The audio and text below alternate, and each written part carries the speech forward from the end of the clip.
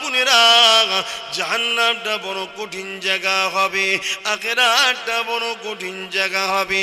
বারবার জাহান্নাম আখিরাত বলাতে শুনে শুনে আর ভয় লাগছে না, কেমন যেন রোজই তো শুনছি জাহান্নাম জাহান্নাম। যখন যাব তখন দেখা যাবে।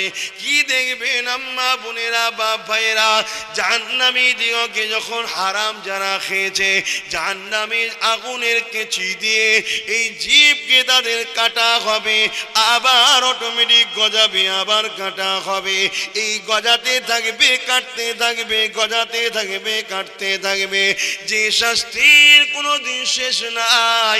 দুনিয়ার জমিনে পড়া না করে গেলে, কাজ না করে গেলে, মাস্টার যখন মারে স্যার ভুলে গেছে কাল করে আনবো, সুযোগটা পাওয়া যায়, ওখানে কিন্তু সুযোগ তুমি পাবে না। কাল করে আনবো এই কথাটা চলবে না, কেননা ঘন্টা বেজে যাবার পরে মৃত্যুরা আর কোনো দরজা খোলা থাকে না। তাই আম্মা বোনেদের, বাপ ভাইদের বলে দিয়ে যায়, হালাল ইনকাম করেন, হালাল খান। আর মা বোনেরা পর্দার মধ্যে, হিজাবের মধ্যে থাকে। এটা আমার কথা নয় গো, এটা তোমাকে যিনি সৃষ্টি করেছে তার আইন। এই আইনকে তোমাকে মেনে নিতে হবে। এ নওজোয়ান তরুণেরা, এই জমিন আল্লাহ আমাকে আপনাকে দিয়েছে ব্যবহার করতে, এর বিনিময়ে আল্লাহ পাক কিছু পারিশ্রম নেননি। এই আসমানের তলে আল্লাহ আমাকে আপনাকে রেখেছে, এর বিনিময়ে আল্লাহ পাক কিছু পারিশ্রম নেয়নি। বান্দা সব কিছু আমার, কিন্তু আমি আল্লাহ তোদেরকে সৃষ্টি করেছি কেন, এই বিষয়টা তোরা প্রথমে বুঝে নে। বান্দারে, আমি আল্লাহ তোদেরকে সৃষ্টি করেছি ইল্লা লিয়াবুদু, শুধুমাত্র আমি আল্লাহ আমার দাসত্ব করবি।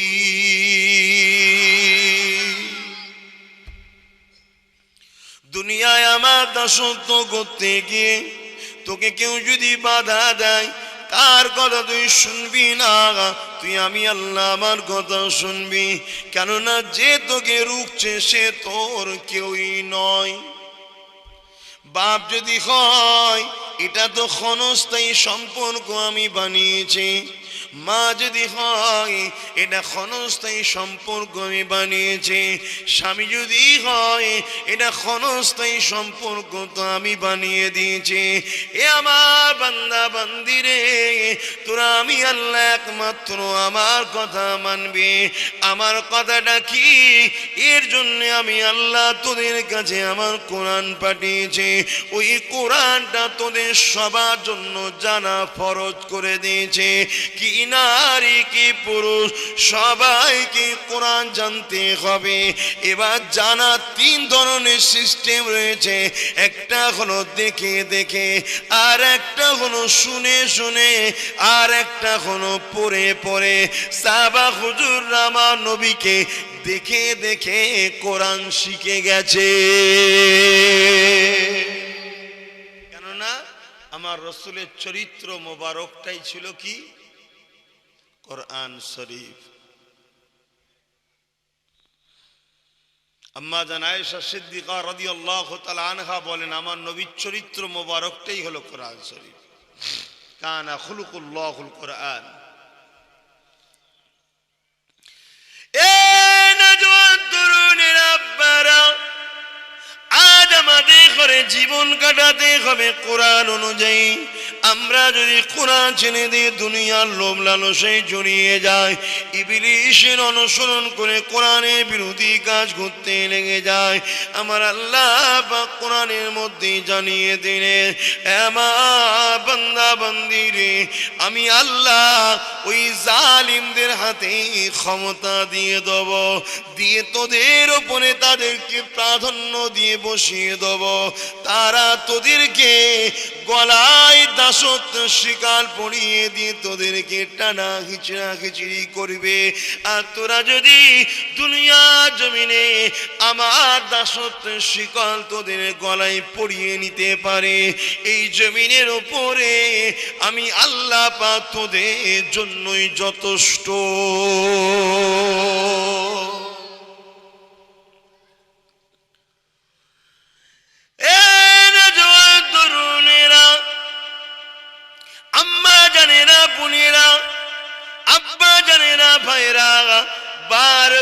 সে একটাই কথা বলে দিয়ে যে আল্লাহকে ভয় করো, নবীকে ভালোবাসো, আল্লাহকে ভয় করো, নবীকে ভালোবাসো, আল্লাহকে ভয় করো, নবীকে অনুসরণ করো।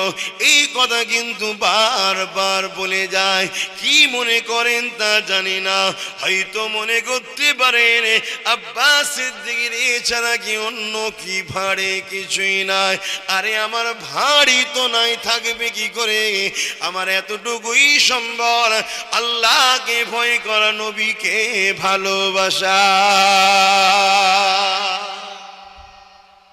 এছাড়া তার কিছুই নেই, কিছুই নেই। আর এইটাই সম্বল আমার। এ নওজোয়ান তরুণেরা, আম্মা জানেরা, বোনেরা, আল্লাহকে ভয় করলে কি পাওয়া যায়? আমার আল্লাহ জানিয়ে দিলেন, যারা আমাকে ভয় করবে, সূরা রহমানের মধ্যে আল্লাহ বলে দিচ্ছেন, আমি তাদেরকে দুটো জান্নাত দান করব। যদি কেউ আল্লাহকে ভয় করে, সে আল্লাহর বিরোধী কাজ করতে পারে না। আমরা যখন স্কুলে পড়াশোনা করেছি, যিনারা হাফেজ সাহেব হয়েছেন, কোরআন পড়েছেন, উস্তাদ যখন একটা সবক দিয়ে দেয়, বা আমরা যারা স্কুলে পড়াশোনা করেছি, মাস্টার যখন একটা সিলেবাসের কোনো পড়া দিয়ে দেয়, পরের দিন ভয়ে ভয়ে রাত জেগে পড়ে পড়ে আমরা যাই। কেননা উস্তাদ আমাকে মারবে, শেখ আমাকে মারবে, হাফেজ আমাকে বকবে। রাত জেগে ওই কোরআনকে মুখস্থ করতে থাকে হাফেজ সাহেব। আর আমরা যারা জেনারেল লাইনের ছাত্র, আমরা আমাদের কিতাব, ভূগোল হোক, বিজ্ঞান ও ইংলিশ হোক, পড়াশোনাটা তৈরি করে নি। কেননা কাল আমার মাস্টারের সামনে দাঁড়াতে হবে। হাইরে দুনিয়ার মানুষ, তোমার কি মনে নাই তোমার রব তোমাকে কিছু পড়া দিয়েছে, কাজ দিয়েছে, ওই কাজটা কোনো যদি যেতে না পারো, কিয়ামতের দিন তোমার রবের সামনে তোমাকে দাঁড়াতে হবে। সেই দিন তোমার কি হবে উপায়? দুনিয়ার মাস্টার ছড়ি দিয়ে মারবে, তারপর আজকাল তো আর মারার ক্ষমতা নাই। বাপও ছুটবে, মাও ছুটবে, পাড়া ছুটবে, মারলি কেন বল, তাই তো নাকি? আর মারতে পারে? কিন্তু মাদ্রাসায় মারে। মাদ্রাসা হাফেজ সাহেবের বা মৌলানা লাইনে পড়ে যারা আছেন, মারে না? মারে না? হ্যাঁ, এখনো ধুলাই চলে ওখানে। ওখানে ছাড় নেই, ছেলেলে চলে যা বাবা, একদম ওপেন মুখের উপর যা, নিজে গায়ে গুড় দিয়ে ছাঁট ঘরে, এখানে দিতে হবে না, যা। আর স্কুলে যদি একবার মেরে ফেলেছে, কাউকে যদি চুপচাপ দিয়েছে, কেন? ওখানে একটা জিনিসের শিক্ষা দেওয়া হয় না, যেটা মাদ্রাসায় দেওয়া হয়, সেটা হলো উস্তাদের আদব। যারা জেনারেল লাইনে পড়াশোনা করো, তোমরা যদি 10 বছর পর তোমাদের কোনো ভূগোলের বা ইংলিশের কোনো টিচারকে দেখো, তার জন্য গাড়ি থেকে নেবে, সম্মান করো। আর মাদ্রাসায় যাও, 20 বছর পরও যদি দেখা হয় উস্তাদ আসছে, দাঁড়িয়ে যাবে। আমি আমার কথা বলছি, আমি অনেক সময় আগে কয়েক জায়গায় পড়তো, এখন পড়ে না তো, কারণ আমি তখন দিনে জলসা করি, আমি শুরু, আমি শেষ। খুব আল্লাহর কাছে কোটি কোটি শুকরিয়া। আমি মাঝে মাঝে বলি, আল্লাহ তুমি আমায় খুব ভালোবাসো, যা চেয়েছি তাই দিচ্ছে। আমি এটাই চেয়েছিলাম যে বাবা কোনো ঝুট ঝামেলা থাকার দরকার না, আমার আগেও নামাজ থাক, পরেও নামাজ থাক। তো অনেক সময় দেখা যায় পরে উস্তাদদের, যারা আমার দাদা হুজুরেরই মুরিদ, দেখা যাচ্ছে মেজে হুজুরের হাতে বায়াত হয়েছে, আমিও মেজে হুজুরের হাতে বায়াত হয়েছি, পীর ভাই আমার, কিন্তু তার বয়স বেশি। তিনি আমাকে পড়িয়েছেন তাতুলিয়া মাদ্রাসাতে, আমি পড়াশোনা করতাম, জানেন তো। কোনোদিন হয়তো জলসায় দেখা হয়েছে, বা তুজাম্মেল সাহেব যিনি বড় হুজুর বলি, দেখা হয়, এখনো হাত বেঁধে আদবের সুযোগ দাঁড়িয়ে থাকি, হুজুর ভালো আছেন। কেন? এই শিক্ষাটা আমার ইসলাম দিয়েছে, ওটা মাদ্রাসা থেকে পেয়েছি। এই জন্য প্রত্যেকটা বাড়ির বাপ মার মনে হয় ছেলেদের ঘরে এক টাইম হলো মাদ্রাসা বা মক্তবে পাঠানো দরকার। তাতে কি হবে, এই জিনিসগুলো পাওয়া যাবে। বাকিটা ডেলি স্কুল যাবে 10টা থেকে 4টে মনে হয়, তো সেই জায়গায় যেখানে যা যাচ্ছে যাক, 10টা থেকে 12টা হোক, 4টে হোক, 5টা হোক, পড়ছে পড়ুক। কিন্তু একটা সময় সকালে স্কুলে যাওয়ার আগে হোক বা একেবারে ঘরের কাছে হলে সন্ধ্যের পরে হোক, বাপ একটু হাত ধরে দিয়ে আসবে, কি বড় ভাই হাত ধরে দিয়ে আসবে উস্তাদের কাছে। 2 ঘন্টা একটু তালিম শিখলো একসাথে সব বাচ্চারা, আবার 2 ঘন্টা পরে বাপ হোক ভাই হোক যে নিয়ে চলে এলো। কমসে কম ছেলেগুলো একটু আদব শিখবে। কি আমি ভুল বুঝাচ্ছি নাকি? আর কি ওয়াজ করবো, অনেক ওয়াজ করে দিয়েছি। কি ওয়াজ শুনবেন, যা বলবো আমার থেকে বেশি আপনারা জানেন।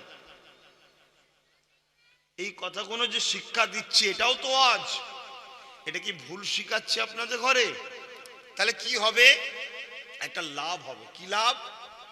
ধরেন বুড়ো বয়সে বা কোনো জায়গায় এখন দেখবেন বাপ দাঁড়িয়ে থাকে, ছেলে চেয়ারে বসে থাকে, আছে না নাই? দেখেছেন না দেখেন না? কিন্তু এই আদবটা যদি শিক্ষা মাদ্রাসা থেকে নেয় তাহলে দেখবেন ওই ছেলে বাপ এলেই দাঁড়িয়ে যাবে, আব্বা বসেন। আরে বস না রে বাবা, না আব্বা বসেন। কেননা নবী আমার জানিয়ে দিয়েছেন, বাবারা শুয়ে রেখে দাও, তোমরা তোমাদের বাপে মায়ের আগে আগে কখনো যাবে না। এ নওজওয়ানেরা, আম্মা জানেরা, বাপেরা, মায়েরা, এই আদবটুকু আপনার ছেলেটা শিখে যাবে, আপনার আগে আগে যাবে না। বাবারা কোনোদিন মা বাপের মুখের উপরে জোরে কথা বলবে না, কেননা তুমি যখন জোরে কথা বলো আমার আল্লাহর আরশ পর্যন্ত কেঁপে যায়। এ বাবা, ছেলে রেগে খবরদার বাবা, তোমার মা বাপের ওপরে উঁচু জায়গায় বসবে না। মা বাপ যদি উঁচু জায়গায় বসে তার পায়ের কাছে তুমি বসবে, কেননা ওই পায়ের তলাতে জান্নাত আছে, জান্নাতে দরজা রয়েছে। তাহলে আপনার শখ, আমার ছেলেকে ইংলিশ মিডিয়ামে পড়াবো, বড় আইপিএস অফিসার বানাবো, ভালো জিনিস। আমার ছেলেকে উকিল করব, ভালো জিনিস। ডাক্তার করব, হারাম নয়, ভালো কাজ তো, ইসলামে তো জায়েজ। কিন্তু কিছু সময় যদি ওই মক্তবে একটু গেল, একটু মাদ্রাসায় গেল, আলেমদের কাছে বসে একটু শিখলো, বাপ মায়ের মর্যাদা, লাভ আছে না লস? বলুন না। আর আমি বলবো না পুঁথিগত শুধু মাদ্রাসাই করার মৌলী হিসাবই বানাও, একদল চলছে আবার, ওটাও আবার, কেন ওটাও ইসলামে ওইভাবে নেই। তোমাদের মধ্যে থেকে কেউ দিন শিখবে, বাকিরা বিভিন্ন কাজ কাম করবে, তার কাছে বসে সে দিন শিখে নেবে, এটা হলো ইসলামের হুকুম। কেন আমাদের ডাক্তার দরকার, উকিল দরকার, পুলিশ দরকার, জজ দরকার, ডিএম দরকার, আইপিএস অফিসার দরকার, নেতা দরকার, সব দরকার, আমাদের মন্ত্রী দরকার, এমএলএ দরকার, সব দরকার। কিন্তু তার সাথে একটু আদব, মা বাপের গুরুত্ব, এগুলো জানা দরকার। ঠিক না বেঠিক? আমার আলোচনায় বেজার হচ্ছে, এইসব কথা বলার কি দরকার? আসবে কানে হাত দিয়ে মহব্বতের টিনি ঘটনা বলে চলে যাবে, আর আমরা সুবহানাল্লাহ আলহামদুলিল্লাহ বলে একটু খুশি হয়ে চলে যাব।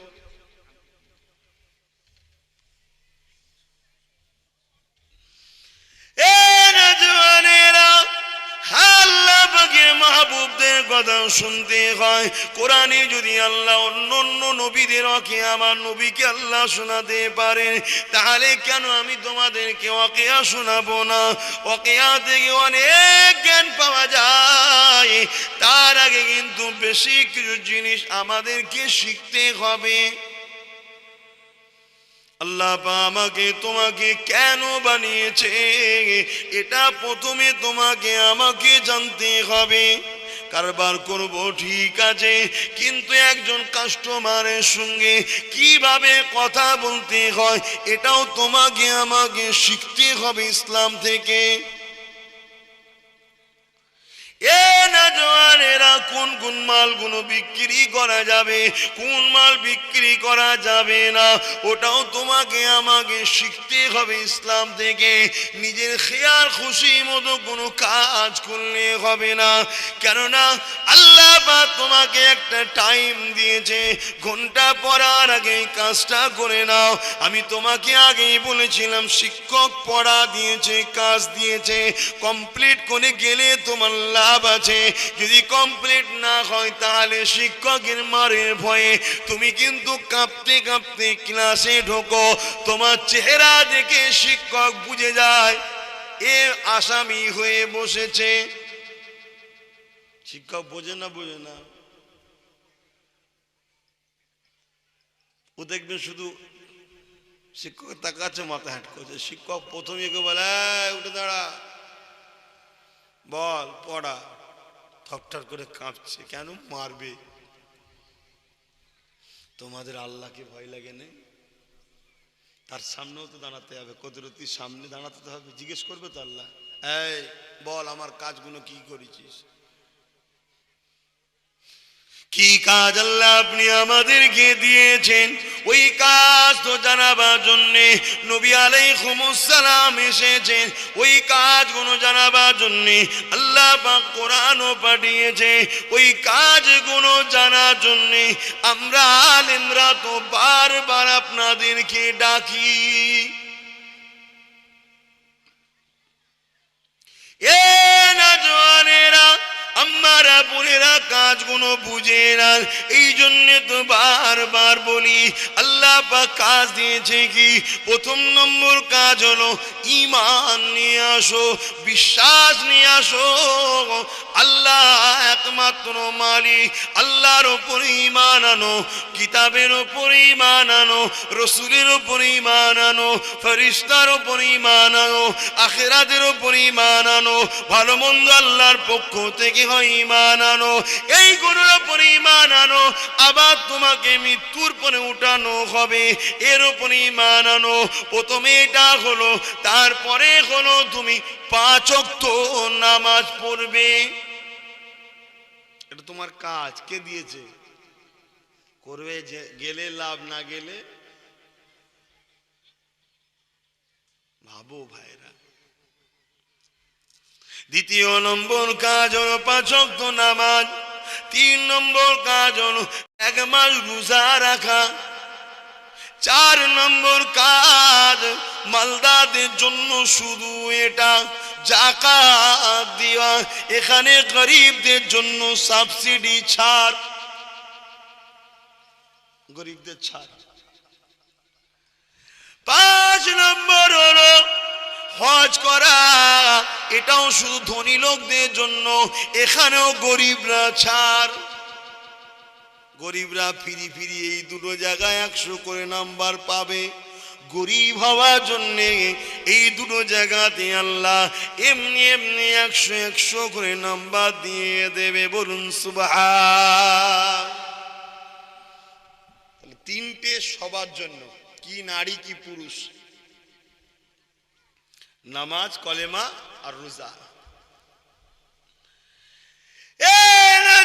তরুণেরা, আর একটা কাজ পুরুষের জন্য বাড়তি, আর একটা কাজ নারীর জন্য বাড়তি, যেটা খুবই গুরুত্বপূর্ণ ব্যাপার। ওই কাজটা কি? ওই কাজটা হলো হালাল খাওয়া, হালাল ইনকাম করা। এই কাজটা পুরুষদের জন্য ফরজ, আর নারীদের জন্য আর একটা স্পেশাল কাজ রয়েছে। ওই কাজটা হলো পর্দা করা, হিজাব করা। কেননা নারীদের জন্য পর্দা করা হলো ফরজে আইন। এই যুবকেরা, তোমার আমার পুরুষদের জন্য হালাল ইনকাম করতে হবে। এই ইনকাম করা এটাও আল্লাহ পাকের কাজ। এই ইনকামের জন্য আপনি যতক্ষণ থাকবেন রাস্তাতে, ওই যতক্ষণ আপনি ইনকাম করাতে ব্যস্ত থাকবে, আমার আল্লাহ আপনাকে প্রতিটা মুহূর্তে নেকি সওয়াব দান করবে।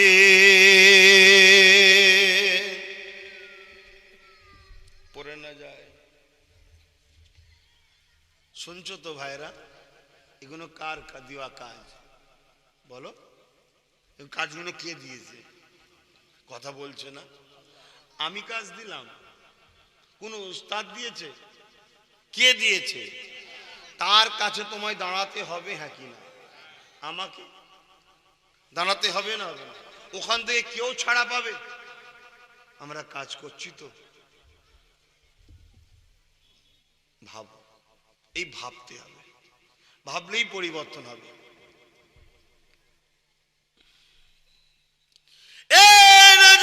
তরুণেরা, আমার আম্মা জানেরা, বোনেরা, আজ একটু আপনাদেরকে বলে দিয়ে যায়, বারবার একটুখানি ভেবে দেখেন আপনি কাজ করছেন কিনা। আপনি দুনিয়ার জমিনে আল্লাহ আপনাকে যে কাজগুলো দিয়েছে এই কাজগুলো আপনি করছেন কিনা।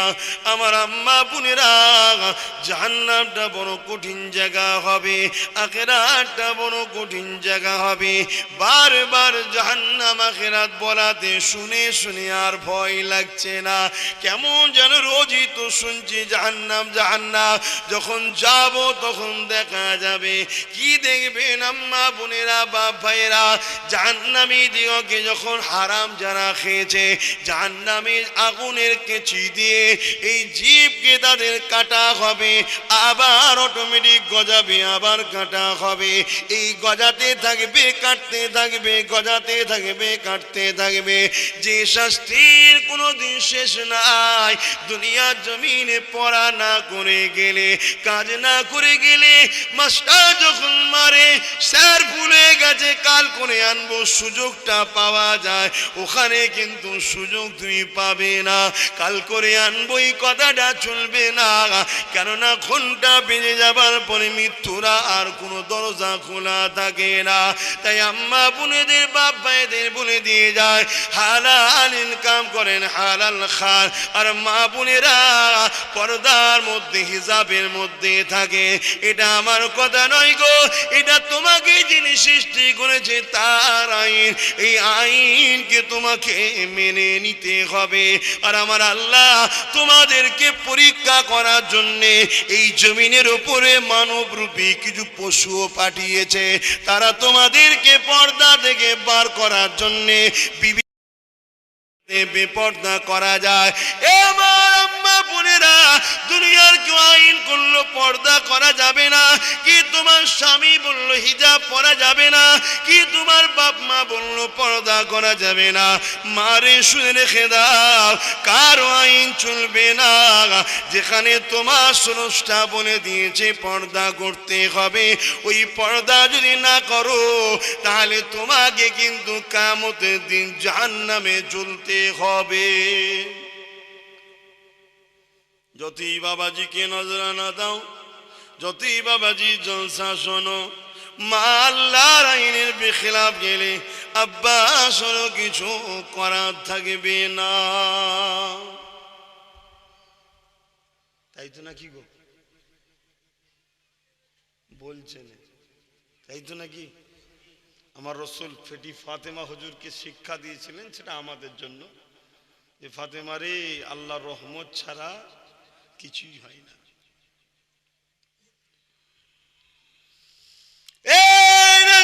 তরুণেরা, আজ একটু পর্দার ব্যাপারটা নিয়ে আলোচনা করব। কেন পৃথিবীর জমিনে আবার সেই এজিদিয়ারা উঠে পড়ে লেগেছে, যে এজিদিয়ারা মদিনার পর্দা নিশানা নারীগুলোকে বেপর্দা করে বেউসুতি করেছিল। যাদের হাত কোনোদিন কেউ দেখে নাই, যাদের পায়ের তালু কোনোদিন কেউ দেখে নাই, আল্লাহর জান্নাতি ওই নারীগুলোকে এজি সৈন্য পাঠিয়ে দে মদিনাকে 3 দিন হালাল করে দিয়েছিল। ওই এজিদের সৈন্যগুলো মদিনার জমিনে প্রবেশ করে দিয়ে পুরুষগুলোকে হত্যা করে দিয়ে ওই মদিনার নবী প্রেমিক, আল্লাহ প্রেমিক, আল্লাহর দাসীগুলোকে বোরখা থেকে বেপর্দা করে দিয়েছিল। এই জমিনের উপরে আল্লাহ পাক এজিদকে ধ্বংস করে দিয়েছে, আল্লাহ এজিদকে জাহান্নামী বানিয়ে দিয়েছে, আল্লাহ তার দিন থেকে এজিদকে সরিয়ে দিয়েছে। আবার সেই এজিদেরই কিছু চালাক আজ পৃথিবীর জমিনে মাথা তুলেছে, কখনো ফ্রান্সের জমিনে বোরখাকে বেউজ্জুদি করে, কখনো এমন দেশেতে হিজাবকে বেউজ্জুদি করে। আজ আমার দেশে তো হিজাবকে বোরখাকে বেউজ্জুদি করা চলে। এ থেকে আমার বাংলাও নিরাপদ নয়।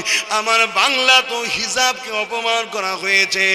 এই যুবকেরা, বারা তরুণেরা, এক অমুসলিম যখন আমার নবীর বিরুদ্ধে বলবে সেও কাফের। আমার ঘরের ছেলেও যদি নবীর বিরুদ্ধে বলে সেও কাফের। তুমি যদি নীতিবান হও, অমুসলিম যখন নবীর বিরুদ্ধে বলবে তার বিরুদ্ধে তুমি আন্দোলন করো। আর তোমার ঘরে ছেলেও নবীর বিরুদ্ধে বললে তার বিরুদ্ধে আন্দোলন করো। কেননা মান আহাব্বা লিল্লাহ ওয়া আবগাদা লিল্লাহ ওয়া আতা লিল্লাহ ওয়া মানা লিল্লাহ। আমি যখন আন্দোলন করব আল্লাহর জন্য করব। আমি যখন কাউকে ভালোবাসবো আল্লাহর জন্য ভালোবাসবো। হ্যাঁ, হিজাব আমার ধর্মীয় স্বাধীনতা, হিজাব আমার ধর্মীয় রীতিনীতির মধ্যে একটা পাঠ, শুধু পাঠ নয়, এত বড় ফরজ। শুনে রেখে দেন, জেনে রেখে দেন, আল্লাহ নবী জানিয়ে দিয়েছিলেন, এ আমার প্রাণের স্ত্রীরা, তোমরা খবরদার খবরদার পর্দা করো, পর্দা করো। তবে এখানে একটা কথা বলে দিয়ে যায়, নারীদের পর্দার আগে আল্লাহ পাক পুরুষদের পর্দা করতে বলেছে। পুরুষদের পর্দাটা কি? চোখকে নিচু করে রাখতে বলেছে। পুরুষদের পর্দাটা কি? এই চোখ এক নজর কারো দিকে পড়ে গেল, সঙ্গে সঙ্গে নামিয়ে নেন, দ্বিতীয়বার আর তুলে দেখবেন না। আমার আম্মা বোনেদেরকে বলে যায়, আপনাদের থেকে তো কঠিন মুসিবত আমাদের ওপরে, কেননা আপনাদের হুকুম হলো হিসাব করে নেওয়া, মুখমণ্ডল, হাতের বাইরের অংশ, পায়ের কাটের নিচে অংশকে ঢেকে রাখা। ঢেকে দিলেন, ঢিলে ঢালা কাপড় বেরিয়ে পড়লেন, আলহামদুলিল্লাহ। কিন্তু আমি পুরুষ, আমার জন্য কত কঠিন পরীক্ষা। দেখো, আমি আল্লাহ সৃষ্টি একটা সৌন্দর্যকে একবার দেখলাম, দেখার পরে সেই চোখকে নাবিয়ে দ্বিতীয়বার না দেখা, নফসের সঙ্গে লড়াই করা, এই কঠিন পরীক্ষাটা আমাদের জন্য। মনে করুনি শুধু ওদের জন্য ফতোয়া। যদি বলো আমি পারিনি, এই চোখ জাহান্নামের আগুনে দেবে, এটা কাজ। কি গো যুবকরা, আওয়াজ শুনবে? কি গো বলবো না থাকবে? কেন তোমরা তো আমাদের পড় না, একটু সরাসরি দাও।